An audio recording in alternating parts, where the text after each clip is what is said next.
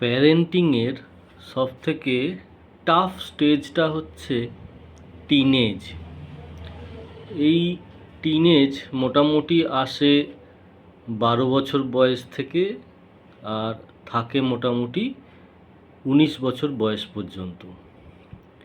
কিন্তু ঘড়ি ধরে তো কোনো কিছুই হয় না, তাই একটু 19-20 হতে পারে, কারোর ক্ষেত্রে 10-এও চলে আসতে পারে, কারোর ক্ষেত্রে 20 বা 21 বছর বয়স পর্যন্ত এই টিনেজ স্টেজটা চলতে পারে। এই স্টেজে ম্যাক্সিমাম বাবা মায়ের যেটা কমপ্লেন থাকে যে ছেলে কথা তো শুনছেই না, উল্টে মুখে মুখে তর্ক করছে, এবং ছেলের কমপ্লেন থাকে যে আমার কোনো কথাই শোনা হচ্ছে না।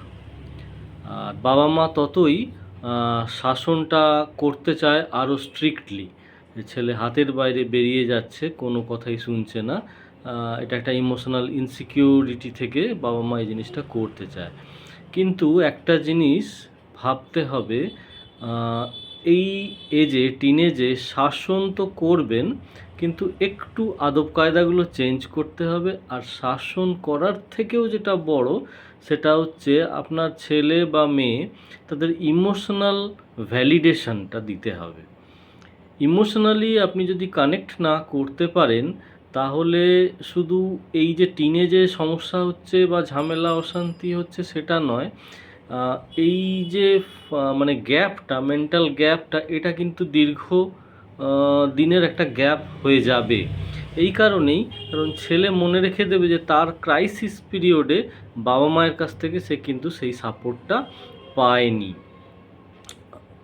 আর এটা যদি একবার আপনি কানেক্ট করে ফেলতে পারেন মানে এই ইমোশনটাকে, তাহলে কিন্তু আপনি সব জিনিসটাকে খুব সুন্দরভাবে রেগুলেট করতে পারবেন।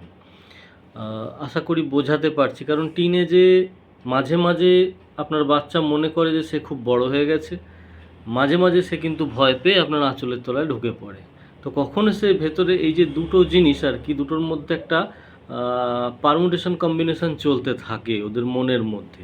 ওরা নতুন নতুন অনেক কিছু জিনিস ট্রাই করে, প্রতিটা জিনিস মানে যেখানে ওর রিস্ক নেওয়ার ক্ষমতা 2, সেখানে ও ডবল রিস্ক নিতে যায়। হঠাৎ করে দেখলেন যে হাঁটছে হাঁটছে দুটো সিঁড়ি জাম্প করে দিল, আপনি ভয় পেয়ে গেলেন, আতঙ্কিত হলেন, যদিও পড়ে গিয়ে পাটা ভেঙে যেত। ও কিন্তু নতুন কিছু ট্রাই করতে চাইছে, কারণ এই সময় ওদের জ্ঞান পুরোপুরি থাকে না। কিন্তু মাঝে মাঝে বড় হয়ে গেছি, আমারও একটা সে আছে, এই ব্যাপারটা থাকে।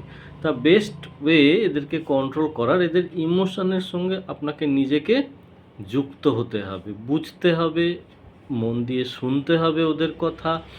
তাহলে ওরা যত আপনার কাছে বলতে পারবে, ওরা কিন্তু ফ্রি হবে, এবং কোথায় কি করছে, ওদের কি ভাবনা, সেগুলো যদি ওরা একটা বলার জায়গা পায়, সেক্ষেত্রে কিন্তু আপনার ছেলেকে বা মেয়েকে কন্ট্রোল করতে অনেকটা সুবিধা হবে। আর যদি এটার উল্টো হয়, বাড়িতে বলার কোনো জায়গাই নেই, বাবা জানতে পারলে তো পিটিয়ে ছাল তুলে দেবে, মাও তাই, তাহলে তখন বন্ধু হয়ে যায় এদের কাছে ভেন্ট আউট করার জায়গা। তো বাইরে গিয়েই আলোচনা হচ্ছে বন্ধুর কাছে, এবং সে বন্ধুও ইম্যাচিওর, তারই বয়সী। তো সুতরাং তার কাছ থেকে সে যে সাজেশানস পাচ্ছে, তাতে আপনার ছেলে আরও কিছুটা আপনার থেকে দূরে চলে যেতে পারে, বা বাইরে যে কার্যকলাপগুলো করে বেড়াচ্ছে তার কোনো হদিশই আপনি ইনিশিয়ালি পাচ্ছেন না। আশা করি ব্যাপারটা বোঝাতে পারলাম। তো যাদের বেশি সমস্যা, অবভিয়াসলি আমরা রয়েছি, নিয়ে আসতে পারেন ছেলেদের, কিন্তু ইনিশিয়ালি সকলে এই প্র্যাকটিসটা যদি বাড়ির মধ্যে করেন, তাহলে কিন্তু ছেলেকে আপনি নাগালের মধ্যে পাবেন। আশা করি বোঝাতে পারলাম। সকলে সুস্থ থাকুন, ভালো থাকুন, মন থেকে।